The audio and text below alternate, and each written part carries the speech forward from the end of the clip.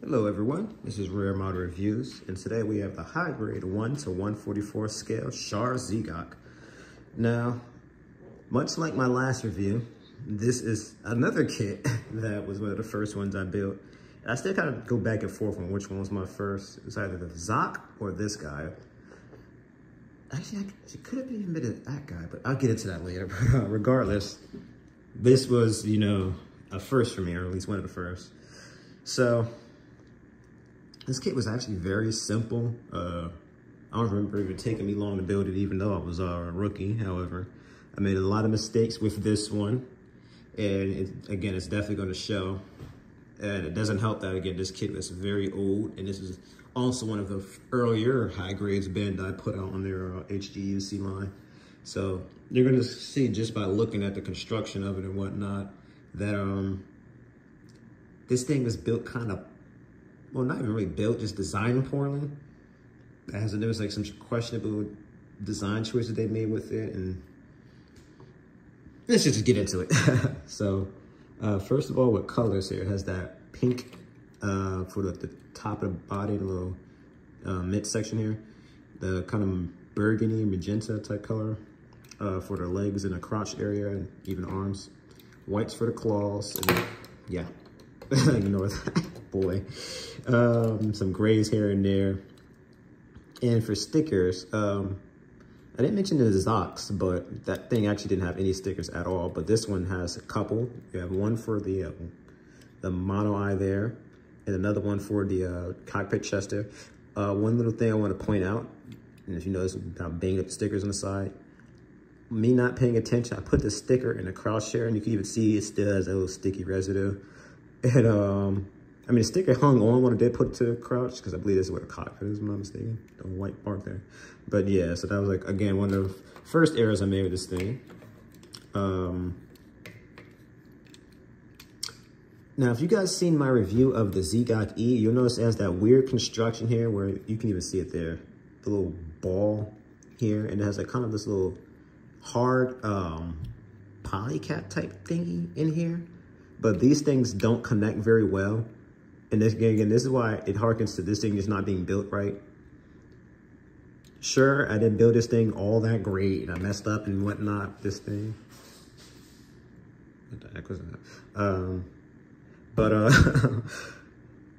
Just with the Zigok E, something I built when I'm more experienced, I have the tools here, and it has these same issues where the little weird pieces here don't want to stay on right, and they kind of fall off and whatnot. And it's just, I guess the nature of the way these amphibious kits are, they didn't quite know how the heck to build these things at that time. But thankfully, when they did them again later with the Juago, they built it with much more practical design, and as a result, the Juago holds up a lot better.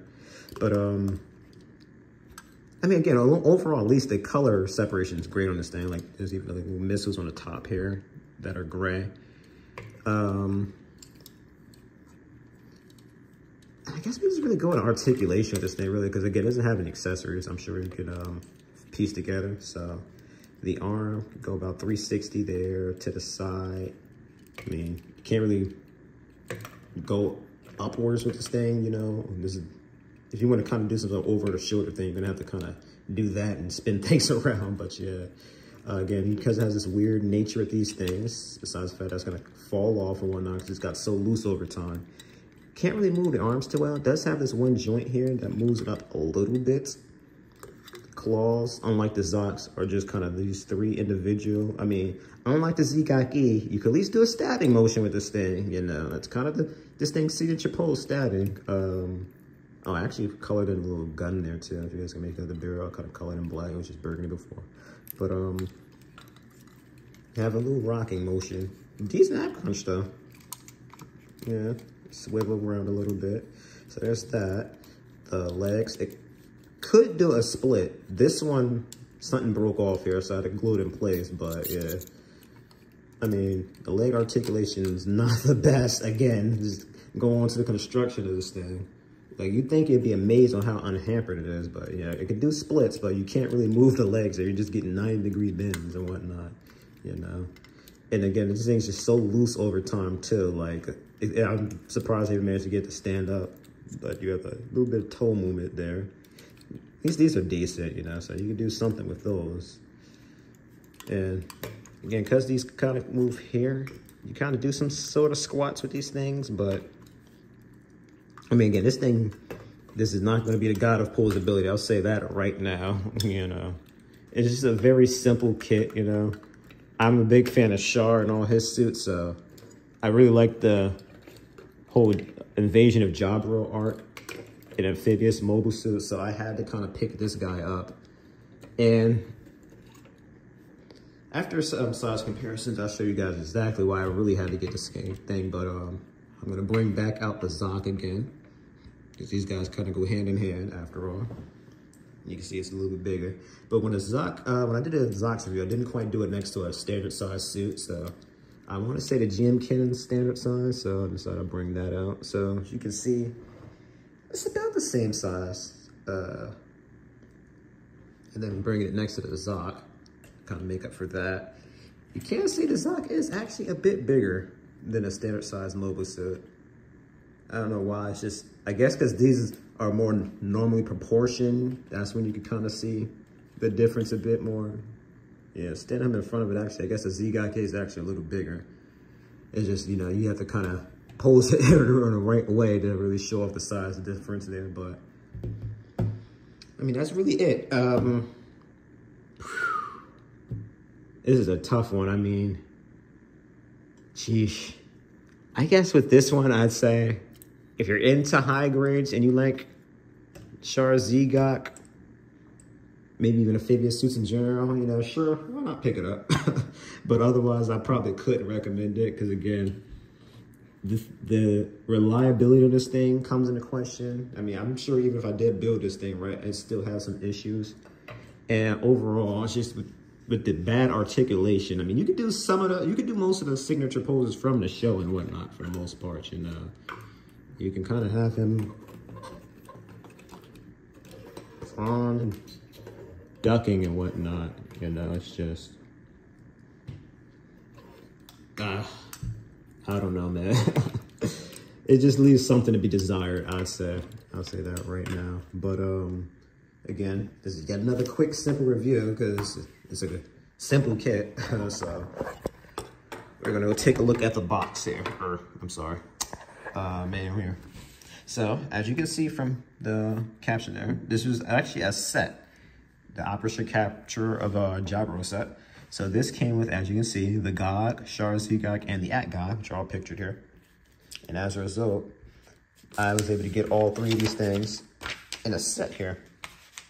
And as you guys can guess, they did not organize these at all, so I had to separate them. It was a bit of a nightmare, but... So, of course, it's just telling you what was going on here. And the white base finally got to Jabro. Char followed them. It was a big climactic fight. Char tried to infiltrate it with the At guys there, blow up the base. That didn't work, so full-scale evasion. And I just want to kind of show off you guys how quick the builds were for these things. As you'll be able to see, I'm pretty sure I showed off the High Gog's manual there, but as you see, the Gog built pretty similar to it as well. This construction there. More of them just showing off what's going on here in Jabro, going over the suits and whatnot. So as you can see, this review started to turn into a bit of a unboxing kind of type thing here. But I mean, hey, I don't know if I feel comfortable ending off a video in 7 minutes. So that was the Zigak phone over, if you're curious. I told you, I was surprised I could stand up. But like, as you can see from just looking at this thing, most of these steps were done in like 20 steps, you know. And mind you, half of these steps you're just putting the pieces all together and whatnot. But that's what I'm talking about. The thank God it can do a stab with the hand. By the way, that's the signature pose in the show / movie. So the At Guy is something I'm gonna try to review better. Out of all of these kits, the At Guy held up better despite my shortcomings as a early modeler. And again, that tests to the fact that I'm pretty sure At Guy, much like the Zoc, were released later on. So the Act guy has much better construction. Like you can even tell by looking at this here, this is actually kind of has a bit of an inner frame to it, just like the Zoxida. Like look like this is them putting a armor over that inner frame type structure there. And you just like, again, when I do review the Act guy, that's definitely one that I can even spoil it here, leaps and bounds over the others. And one cool thing that came with this thing is it actually has like decals that came with the set, and it even included some for the Zoc as well. So even though the Zoc wasn't a part of the set, if you were to have a Zoc, you'd be able to use those decals here, which I didn't use. As you can see, I kind of started to try to, but again, I was new. I didn't know what the hell to do with these, and I'm pretty sure these are water slides. So maybe eventually, if I'm bored or something like that, I'll clean these things up a little bit and try my hand at the decals. But as you can see here, I'm pretty sure that's just with the action base. This is the piece that came with it. But you could put that guy here on the action base. So maybe I'll try to show that off. I'll have to kind of toy around with it before I review it. But of course, we have some of them trying to advertise some of their other kits. I never got the normal Zigok. Wasn't because I wasn't impressed with it. It was just really, just never got around to it. Same for the gym. I'm sure I planned on getting it, but I kind of never got around to it. More newer kits released and etc. And things kind of got pushed on to the more of the wish list than a must pick up list. But of course, guys, that will be all for today's review. I thank you all so much for watching. Like, comment, and subscribe. And if you're curious, this is when this was released, 2007. Actually, I'm going to go ahead and spoil it. I did these reviews back to back, but, oh, yep, as I thought, they both came out the same year. Yep, so this is around 2007, those were released, but, yes, like, comment, subscribe, and then stay tuned for the next review, guys.